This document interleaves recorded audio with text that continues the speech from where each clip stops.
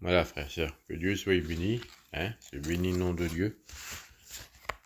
Et puis ce matin, ce qu'il disait dans la parole de Dieu, frères et sœurs, un passage qu'on connaît, c'est la crucifixion de Jésus. Puis on sait que le Seigneur, il a été crucifié, au mont de Golgotha, avec deux brigands, un à sa droite et un à sa gauche. La Bible nous dit que les deux brigands l'insultèrent,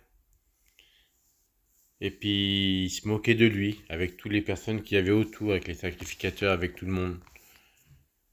Mais la Bible nous dit, quand on se lit dans le livre de Luc, chapitre 23, et au verset 39, il est marqué ça, l'un des malfaiteurs crucifiés l'insuriait, disant, « N'es-tu pas le Christ? Sauve-toi toi-même et sauve-nous. » Mais l'autre le reprenait en disant, « Ne crains-tu pas Dieu, toi qui supplies la même condamnation? Pour nous, chez justice, car nous recevons ce que nous méritons de nos crimes, mais celui-là n'a rien fait de mal. » Et pourtant, il y a un autre livre de la Bible, il y a un autre évangile, nous dit que les deux l'insultèrent. Et pourtant, pendant que ces deux personnes l'insultèrent, ces deux brigands se moquaient de lui, on voit que là, il y a un des deux, il réfléchit en lui-même. Bien qu'il était sur la croix, bien qu'il était dans la difficulté aussi, il a réfléchi dans son cœur. À ce moment-là, c'est pas son cerveau, c'est pas sa tête qui a pensé, mais c'est son cœur. Et puis il a reconnu que cet homme-là, qui n'avait rien fait. Il a reconnu cet homme qui c'était pas normal qu'il était là avec eux. Eux, c'était justice. Car c'était des brigands, des voleurs, peut-être des meurtriers, je sais pas. Mais si c'était là, ils sont là, ils savaient pourquoi. Et puis il se moquait de Jésus, il disait, si tu es le Fils de Dieu, toi, sauve-toi et sauve-nous. Essaie de faire quelque chose pour nous. Puis ça me faisait penser dans mon cœur que il y a plein de personnes qui prient comme ça, frères et sœurs. Ils prient le Seigneur. Ils demandent, si tu es capable de faire quelque chose, arrange nos problèmes. Si tu es capable de faire quelque chose, fais ça pour nous et puis on va te suivre. Mais le Seigneur nous dit qu'il veut des vrais adorateurs en esprit et en vérité. Il veut pas des personnes qui le suivent par intérêt. Il veut des personnes qui donnent leur cœur à Dieu, qui l'acceptent dans leur cœur. Et puis on le sait tout ça. Mais la Bible nous dit que quand on continue la lecture dans le livre de Luc, ce brigand dira ces paroles-là à Jésus.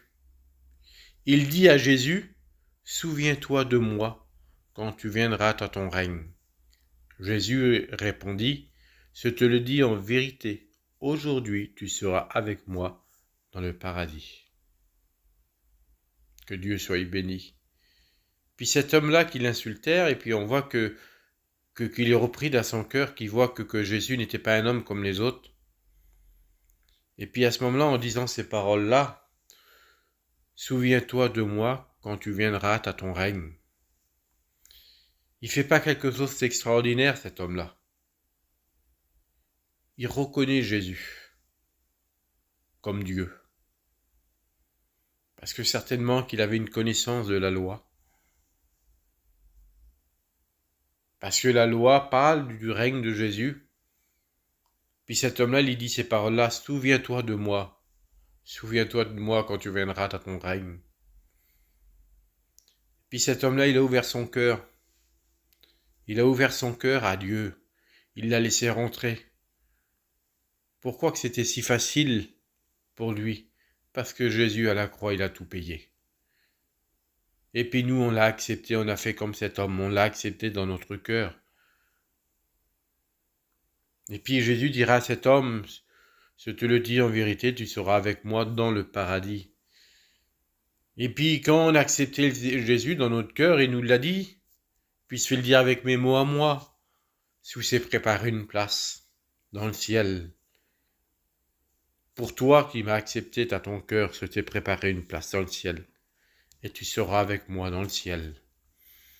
Un jour, je viendrai à votre rencontre, et vous viendrez à la mienne. Et dans le ciel, on va se rencontrer, puis on partira ensemble dans le ciel. ensemble. Et là, c'est cette parole-là qui s'adresse à tous les chrétiens du monde. À n'importe quel temps, qu'il y ait 200 ans, 300 ans, 1000 ans ou 2500 ans en arrière. Cette parole-là s'adresse à tous les chrétiens. Parce que la Bible nous dit que les morts en Christ ressusciteront et nous, les vivants, nous partirons ensemble à sa rencontre. Tous les chrétiens, toutes les chrétiens de n'importe quelle année partiront à la rencontre de Jésus dans le ciel. Et quand on va le rencontrer dans le ciel, on partira vers son Père. Tous ensemble. Puis c'est un peu la même promesse qu'il a fait à cet homme-là. Aujourd'hui, tu seras avec moi dans le paradis. Et il nous a fait cette promesse qu'un jour on sera avec lui dans le ciel. Mais cet homme-là, pour avoir cette promesse, bien qu'il a commis des défauts, il a insulté au début. Au début qu'il était sur la croix, il s'est moqué de Jésus. Mais cet homme-là a ouvert son cœur et puis Dieu y a répondu. Nous, on l'a accepté dans notre cœur. Il vit dans notre cœur. Mais des fois, on passe des problèmes, des difficultés qu'on n'invoque même plus le nom de Jésus. On essaie de s'en sortir. Des fois, on peut peut-être avoir des querelles. Des fois, on peut peut-être avoir des maux, des difficultés, des soucis. On compte plus, on crie plus, on n'ouvre plus notre cœur à Jésus. Seigneur, viens mon secours. Seigneur, donne-moi la paix qu'il me faut. Seigneur, si tu poses ce problème à ta croix, à tes pieds. Seigneur, prends-le entre tes mains, c'est toi qui t'en occupes. Parce que je veux pas que ce problème, je veux pas que cette difficulté, Seigneur, vienne empiéter sur ma vie chrétienne. Vienne me donner du souci, vienne m'éloigner de toi dans la prière. Je veux pas que ce problème m'éloigne de toi dans la lecture. Bien sûr que je fais à la réunion, mais il n'y a pas que la réunion pour un chrétien ou une chrétienne. Il y a la communion, il y a la vie personnelle avec Dieu, il y a la prière, la lecture. Il y a l'effort de soi-même, d'essayer de plaire à Dieu tous les jours. Oui, c'est toi essayer de plaire à Dieu tous les jours, mais pas seulement dans mes actes, pas seulement dans ma façon de me comporter ni de parler, mais dans ma vie en l'intérieur de moi, dans mes pensées. Que ça n'ait pas des vilaines pensées dans mon cœur, contre mon frère ou contre ma sœur.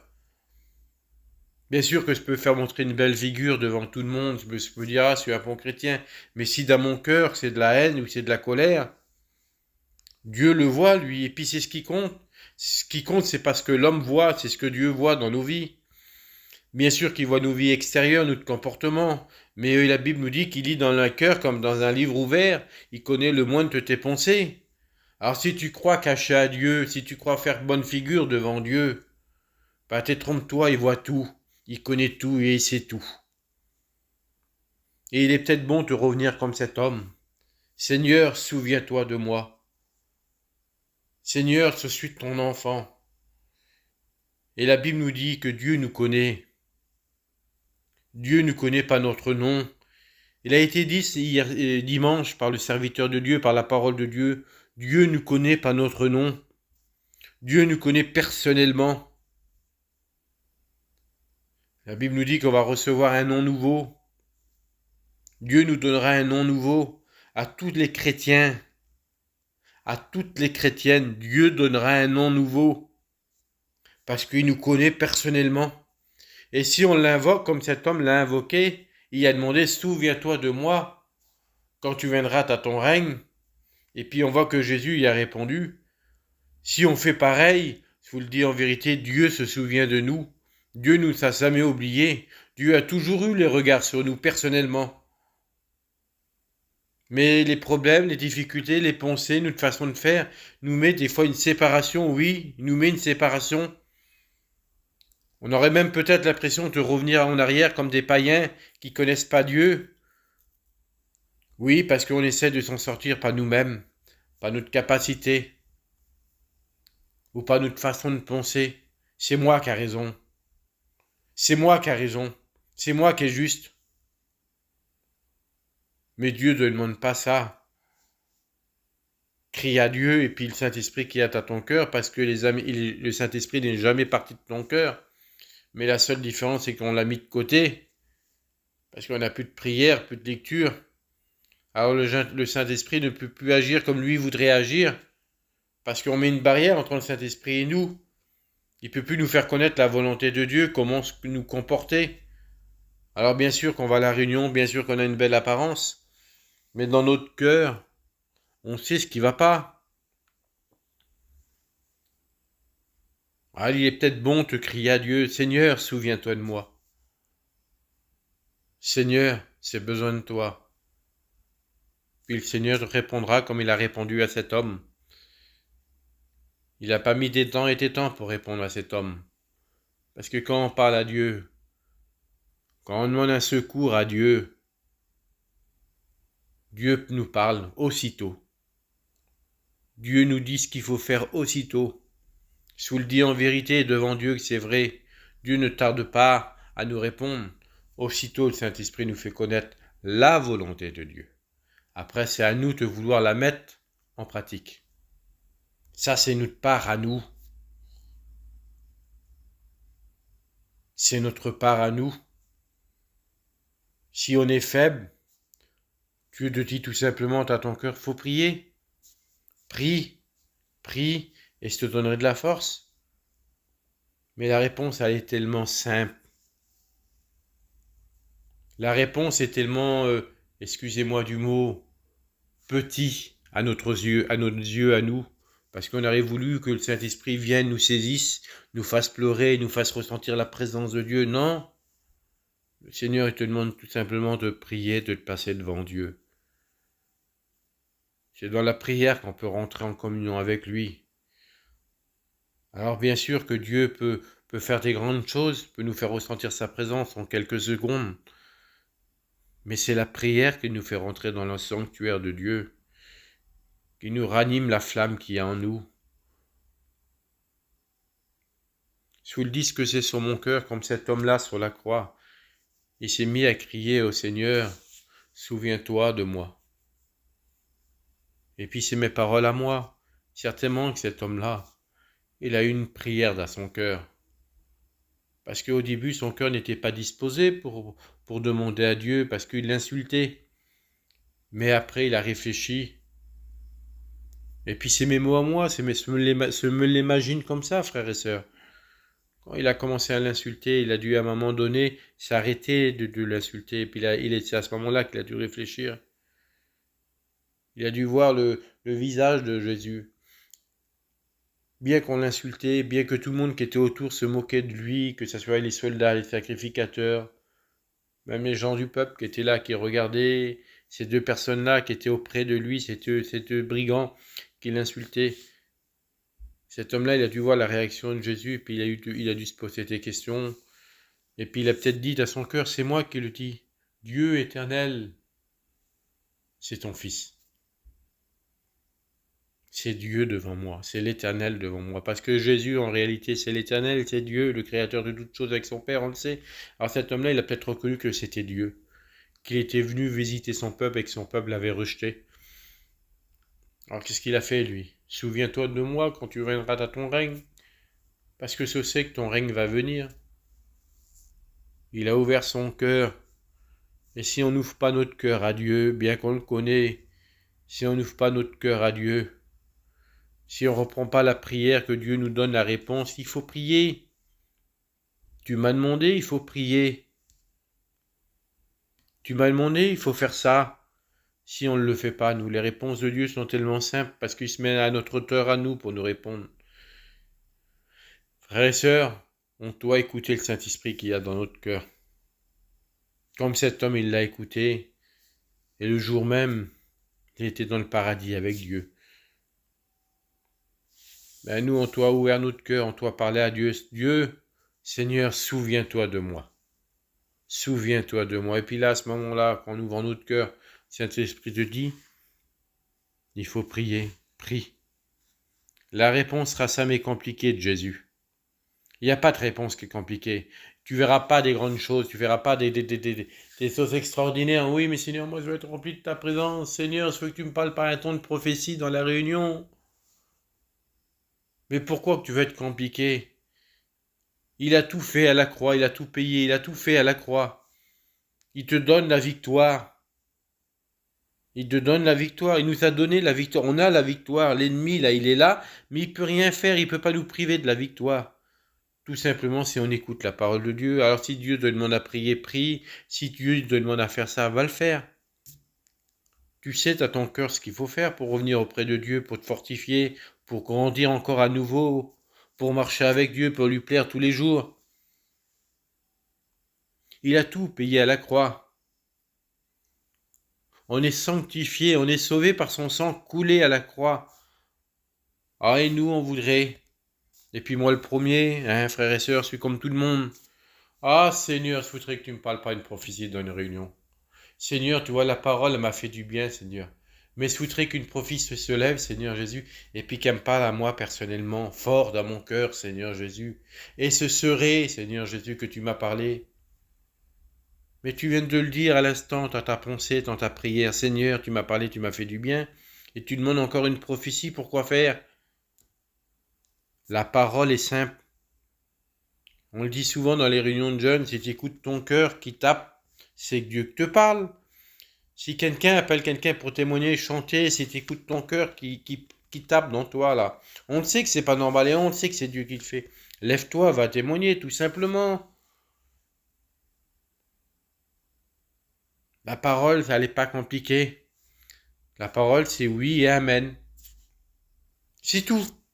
On suit le Seigneur avec notre foi. Notre foi nous fait croire aux choses invisibles, nous fait espérer à tes promesses qu'on ne voit pas, et pourtant on suit Jésus avec notre foi, on l'a jamais vu, on l'a ressenti dans notre cœur, on sait qu'il habite dans notre cœur, pas de problème, mais on ne l'a jamais vu, moi. Mais je suis Jésus par la foi, les promesses qu'il y a dans la parole de Dieu, qu'un jour il reviendra nous chercher, et que nous on partira à sa rencontre. Je le crois de tout mon cœur, tu pourrais me couper la main, en vérité que je te le dis, que tu pourrais m'ôter la vie, tu pourrais pas me l'enlever de mon cœur, que c'est la vérité. Mais pourtant, je le crois avec ma foi. La petite foi qu'on peut avoir, la Bible nous dit qu'on pourrait dire à cette montagne, enlève-toi de là, jette-toi dans la mer, et elle le ferait. C'est-à-dire que rien n'est impossible. Mais nous, on met des barrières. On essaye de s'en sortir par soi-même, par nos pensées, nos capacités, ou essayer de nous donner raison. Essayer de nous donner raison dans nos propres pensées. La Bible nous dit que si tu sais que ton frère a quelque chose contre toi, laisse ton offrande, lève-toi, va te réconcilier avec lui, reviens et redonne ton offrande à Dieu. La Bible nous dit que tort ou raison, elle ne précise pas. Si tu sais que ton frère a quelque chose contre toi, que tu ailles raison, tu sais que lui il a quelque chose contre toi. Que tu ailles tort, tu sais qu'il a quelque chose contre toi. Ça ne rentre pas en ligne de compte. Si tu sais que ton frère a quelque chose contre toi, lève-toi, laisse ton offrande, va te réconcilier avec lui et reviens donner ton offrande à Dieu. C'est tout, tort ou raison. Si on sait qu'il y a un souci avec un frère, on doit aller se réconcilier. On ne doit pas laisser se coucher le soleil. Laisser la colère, laisser la haine, laisser les pensées. Parce que nos pensées ne sont pas les pensées de Dieu. Qu'on soit chrétien, serviteur, ce n'est pas les pensées de Dieu. La Bible nous dit qu'on doit avoir les mêmes sentiments que Dieu. Les mêmes sentiments. Si je veux avoir les mêmes sentiments que Dieu, je pense à Jésus quand il est monté sur la croix, je pense à Jésus dans le jardin de Gethsémane, quand je pense à Jésus dans le prétoire, ils l'ont insulté, ils l'ont frappé, ils l'ont humilié. Et pourtant, ça met un mot de colère, ou un vilain mot qui est sorti de sa bouche. Au contraire, Père, pardonne-leur, car ils ne savent pas ce qu'ils font. Voilà les derniers mots de Jésus à la croix, malgré qu'il a souffert. Ayons les mêmes sentiments que le Christ. Le Christ, quand il était sur la croix, il a crié à son Père. Eh bien, nous, quand on a des problèmes, on doit crier à notre Père, c'est pareil. Que ce soit n'importe qui, on doit crier avec notre Père. Le secours nous vient de l'Éternel. Ne vient pas de nos pensées à nous. Même que tu as raison. Ça vient pas de nos pensées à nous. Même que tu as 100% raison. Va te réconcilier avec ton frère parce que tu sais qu'il a quelque chose contre toi. Elle n'est pas compliquée, la parole de Dieu, mais il faut la mettre en pratique. Que son nom soit béni. Souviens-toi de moi. Demandons à Dieu de se souvenir de nous. Et nous, on doit se souvenir de lui pour mettre sa parole en pratique, frères et sœurs. Que son nom soit béni. Que son nom soit glorifié. On prie le Seigneur sur ces quelques paroles. Excusez-moi si c'était des paroles un peu dures. Mais je vous le dis en vérité, ça a parlé sur mon cœur. Ça a parlé à mon cœur et puis c'est des choses aussi à faire. Je ne suis pas à part de vous. Parce qu'il n'y a pas de super chrétien, il n'y a pas de super serviteur. On est tous des enfants de Dieu. Et on a le désir d'avoir les mêmes sentiments que le Christ. Parce que la Bible nous demande d'avoir les mêmes sentiments que lui. C'est ces sentiments-là qu'a poussé l'Éternel à envoyer son Fils, et son Fils a monté au ciel pour nous faire montrer le chemin. Ben moi, je vais avoir ces mêmes sentiments pour aller au ciel à sa rencontre, quand il reviendra nous chercher, qu'on partira avec nos bien-aimés, et puis tout ensemble. Amen. Ton nom soit béni et glorifié, se bénit ton nom, Fils de Dieu. Je bénis ton nom parce que tu as parlé dans mon cœur. Ta parole m'a fait du bien, Seigneur Jésus. Je veux que tu te souviennes de moi, Seigneur Jésus. Je veux m'adresser à toi. Je ne veux pas regarder à droite ni à gauche, mais Seigneur, c'est besoin de toi. C'est besoin, Seigneur, de marcher dans les empreintes de tes pas. C'est besoin, Seigneur Jésus. Mais ce n'est pas seulement donner une apparence. Non, mon Père d'amour. Parce que tu connais le plus profond de mon cœur, Seigneur, toi. Je ne veux pas donner une apparence parce que je viens en réunion ou je prêche ta parole ou ça. Non. Je veux que toi, tu regardes dans mon cœur. Et puis, je veux me présenter devant toi avec un cœur ouvert. Et puis, je veux me présenter avec toi, Seigneur Jésus, avec un cœur, Seigneur Jésus. Pas parfait, parce que je ne suis pas parfait, mais un cœur sincère, un cœur vrai. Et puis, si c'est besoin de toi, je veux crier à toi comme cet homme, il a crié à toi. Et puis, Seigneur Jésus, je veux faire ta volonté, que le Saint-Esprit m'aide dans mon cœur. Si je dois faire ça ou ça, je veux le faire, Seigneur, comme toi, Seigneur, tu me le demandes. Je ne veux pas mettre le Saint-Esprit de côté parce que, Seigneur, à travers le problème ou la difficulté, c'est plus de prière, c'est plus de lecture. Mais Seigneur, je ne veux pas donner une apparence, mais Seigneur, je veux avoir cette vie avec toi parce que c'est cette vie personnelle avec toi qui me fait grandir. C'est cette vie personnelle Seigneur Jésus, qui va m'emmener au ciel. C'est pas une apparence devant les hommes. Seigneur, tu connais mes frères et sœurs, tu connais ces problèmes, leurs difficultés, leurs pensées secrètes dans les cœurs que personne ne connaît, même pas peut-être leurs compagnons. Mais toi, tu les connais, et puis le Saint-Esprit parle dans les cœurs. Seigneur, tu reviens bientôt, Seigneur Jésus. On veut pas, Seigneur, se faire avoir par le monde, Seigneur Jésus, ni par la chair, mais on veut te suivre d'un cœur sincère. Bénis mes frères et sœurs, bénis ma vie, bénis, Seigneur, toutes les personnes qui ont besoin de toi ce matin. Parce que ce matin, tu te souviens de nous, Seigneur Jésus. Et on doit se souvenir de toi, on ne doit pas essayer de régler nos problèmes par nous-mêmes. Seigneur, bénis-nous ensemble parce qu'on a besoin. Je veux bénir ton nom pour tout ce que tu fais. Merci pour ta présence. À toi soit la gloire, Jésus. Amen.